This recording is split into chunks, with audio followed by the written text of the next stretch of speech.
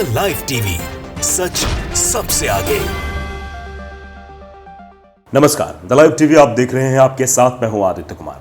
कहते हैं अहंकार तो किसी का नहीं रहता और जो अहंकार करता है एक दिन वो मिट्टी में मिल जाता है। अब अगर मोदी की लोकप्रियता से इस पूरे चुनाव को हम आंकें तो मोदी की लोकप्रियता किस कदर कम हुई, इस बात का अंदाजा आप इसी बात से लगा सकते हैं कि मोदी के कई बड़े बड़े धुरंधर आज धूल चाट रहे हैं।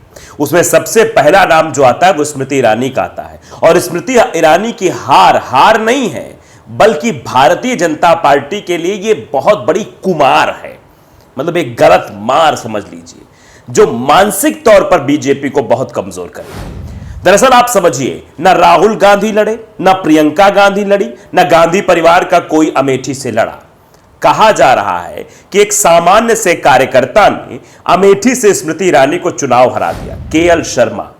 केएल शर्मा ने स्मृति ईरानी को हराया। यह अपने आप में दिलचस्प बात है। इससे और भी दिलचस्प बात है किस तरीके से भारतीय जनता पार्टी अपना वजूद खो रही है पूरे भारत में, इस बात का भी अंदाजा लगा लीजिए। कौन कौन बड़े चेहरे हारे, स्मृति ईरानी इसमें सबसे एक है।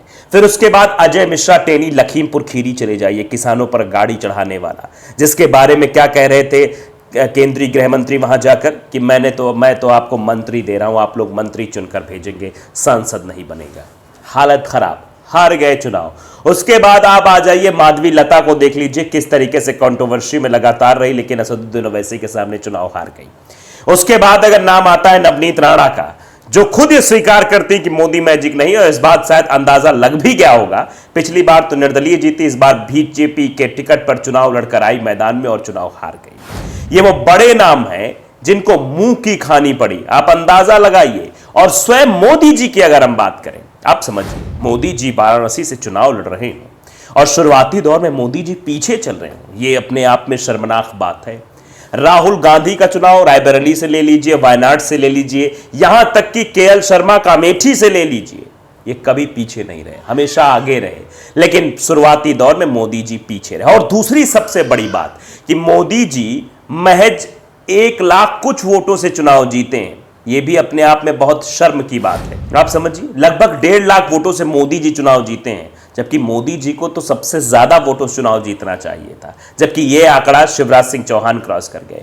लेकिन अगर इनके आकलन को देखेंगे, मोदी और राहुल गांधी की लोकप्रियता को आंकने की कोशिश करनी है तो इसी बात से कर लीजिए कि मोदी बनारस से चुनाव लड़ते हैं तो सिर्फ 1.5 लाख वोटों से जीतते हैं, और राहुल गांधी चुनाव लड़ते हैं रायबरेली से तो वो 4 लाख वोटों से जीत जाते हैं, वायनाड से लड़ते हैं तो 3,60,000 वोटों से जीत जाते हैं। लेकिन मोदी जी की लोकप्रियता धरी की धरी रह गई।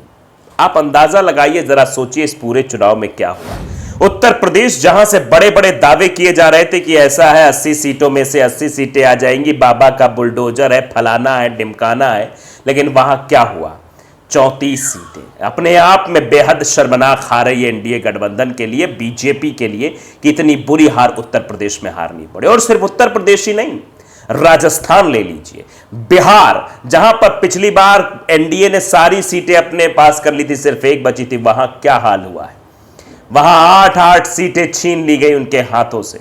इसके बाद उत्तर प्रदेश में तो बात ही मत कीजिए। फिर राजस्थान चले जाइए, गुजरात चले जाइए, हर जगह आप देखिए किस तरीके से। और इसके साथ साथ झारखंड भी ले लीजिए। झारखंड के साथ साथ आप उन राज्यों पर भी फोकस करिए जिन राज्यों में भारतीय जनता पार्टी की हालत खराब हुई है। हरियाणा उसमें मेन है। हरियाणा में क्लीन स्वीप करने वाली भारतीय जनता पार्टी की हालत 50-50 पर आकर टिक गई, 5-5 सीटों पर। कितनी बुरी हार है ये, आप अंदाजा लगाइए। बड़े बड़े नेता चुनाव इसमें हारे हैं। ये विश्लेषण मैं इसलिए कर रहा हूं कि आप समझे कि किस तरीके से हो रही है। आप समझिए, टेनी, ईरानी, ये सब चुनाव हार गए, नवनीत राणा, आप देख लीजिए, कोई भी ऐसा नहीं है जो अपने आप को कह सके हम जीते हैं। बंगाल ले लीजिए, राजस्थान ले लीजिए, कर्नाटक ले लीजिए, बिहार, हरियाणा, हर जगह बीजेपी को नुकसान हुआ। और नुकसान 2 जगह, उत्तर प्रदेश और महाराष्ट्र में जिस जैसा नुकसान हुआ है, वैसे नुकसान की कल्पना तो शायद बीजेपी ने कभी नहीं की होगी। आप समझ लीजिए।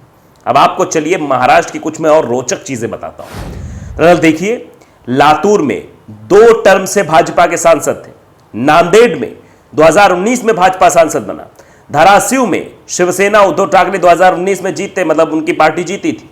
सोलापुर में 2 टर्म से भाजपा सांसद, जालना में 6 टर्म से भाजपा सांसद, लेकिन इन सभी जगहों पर लातूर शहर से कांग्रेस के विधायक अमित विलासराव देशमुख ने ऐसा करके दिखा दिया, ऐसी मेहनत की कि सारी सीटें कांग्रेस के पास चली गई। आप समझिए, मतलब विलासराव देशमुख का जलवा आज भी बरकरार है और उनके बेटे के पीछे मतलब जो जुड़ी हुई सियासत है उन पर भरोसा जनता कर रही है और जनता इस बार मैंडेट देने की कोशिश कर रही है। आप देखिए इस पूरे चुनाव में बीजेपी को कितना जोरदार झटका लगा और मानसिक झटका तो शायद अमेठी की सीट पर लगा और मोदी जी इतने कम वोटों से जीते, ये भी अपने आप में बड़ा झटका माना जा रहा है। तो लाइव टीवी को अगर आपने सब्सक्राइब नहीं किया जरूर करिए, बेल आइकन दबाइए ताकि सच खबरें आप तक पहुंचती रहें। नमस्कार। द लाइव टीवी, सच सबसे आगे।